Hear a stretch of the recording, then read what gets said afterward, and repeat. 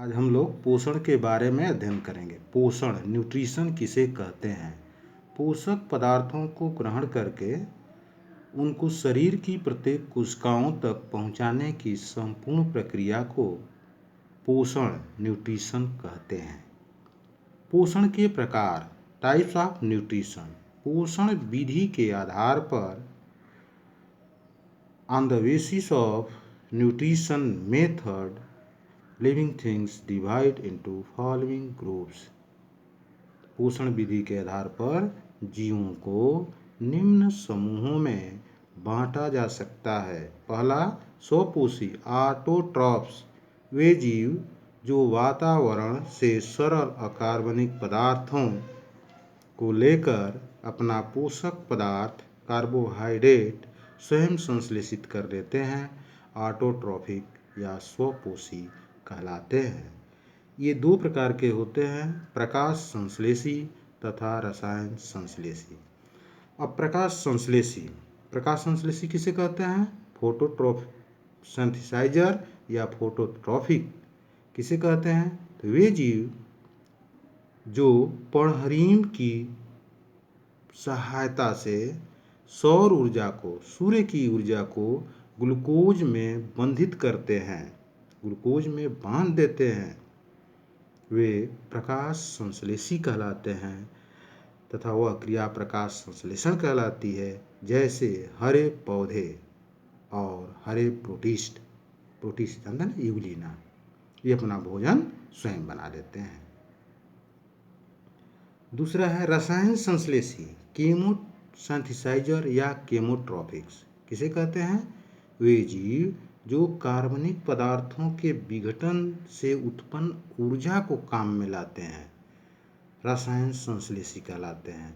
जैसे गंधक जीवाणु, आयरन जीवाणु इत्यादि। दूसरा पोषण है परपोषी या विषमपोषी, इसको कहते हैं हेटेरोट्रॉफिक या हेटेरोट्रॉफ्स किसे कहते हैं? तो वे जीव जो अपना भोजन दूसरे जीवों से प्राप्त करते हैं, परपोषी कहलाते हैं। भोजन के किस्म के आधार पर इन्हें निम्न श्रेणियों में बांटा गया है। पहला है शाकाहारी या हर्बीवोरस, वे जीवधारी जो वे अपना भोजन पौधों से प्राप्त करते हैं, सीधे पौधों से प्राप्त कर लेते हैं, उन्हें शाकाहारी कहते हैं। जैसे खरगोश, गाय, भैंस, भेड़, बकरी आदि। दूसरा है मांसाहारी कार्निवोरस, ये अपना भोजन जंतुओं को खाकर मार कर करते हैं, जंतुओं को खाते हैं अर्थात जंतुओं को मारते हैं, शिकारी होते हैं, जैसे शेर, चीता आदि। तीसरा है सर्वाहारी ओमनिवोरस, ये शाकाहारी और मांसाहारी दोनों विधियों से अपना भोजन प्राप्त कर लेते हैं, जैसे मनुष्य।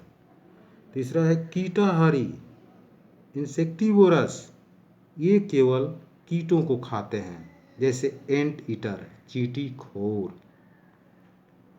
अगला है रुधिरपोषी सैंगिवोरस, ये केवल रुधिर चूसते हैं, जानते हैं कौन? खटमल, मच्छर, जोंक आदि। अगला है कैनिबल्स, ये अपने ही जाति के जंतुओं को खाते हैं, जैसे सर्प, बिच्छू, कॉकरोच आदि। मृतपोषी या मृतभोजी, ये सड़े गले मृत जीव शरीरों से प्राप्त जो पदार्थ होता है उसको अपना भोजन बनाते हैं, जैसे कुकुरमुत्ता है। अगला है मलभोजी, विष्ठाभोजी, काप्रोजोइक, ये क्या करते हैं? ये जो है मल को ही, विष्ठा को ही भोजन बना लेते हैं। खरगोश भी अपना मल त्यागता है, फिर दोबारा उसे खाता है। इसके बाद पांचवा है पैरासाइट्स,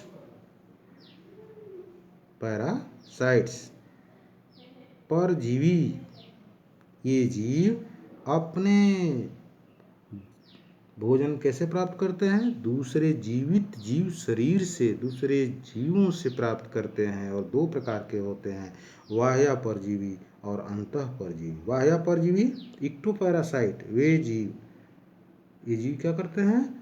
जीवों के बाहरी सतह से अपना भोजन प्राप्त करते हैं, जैसे खटमल, जोंक, जूं, चीलर, किलनी आदि।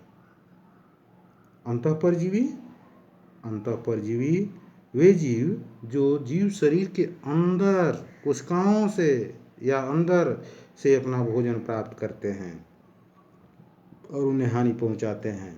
अंतःपरजीवी इंडोपैरासाइट कहलाते हैं।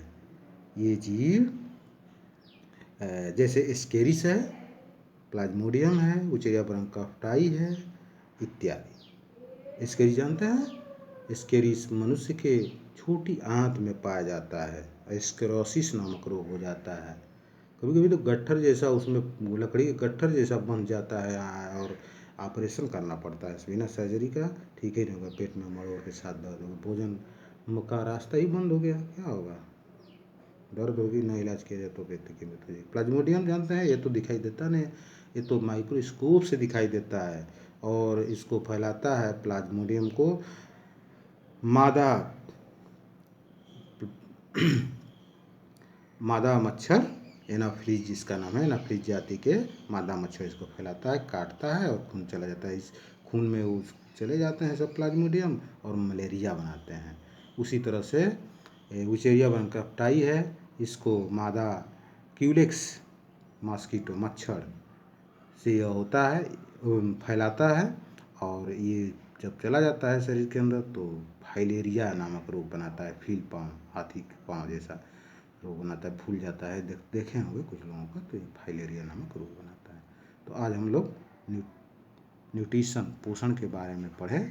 अगले दिन पोषण की प्रक्रिया के बारे में पढ़ेंगे।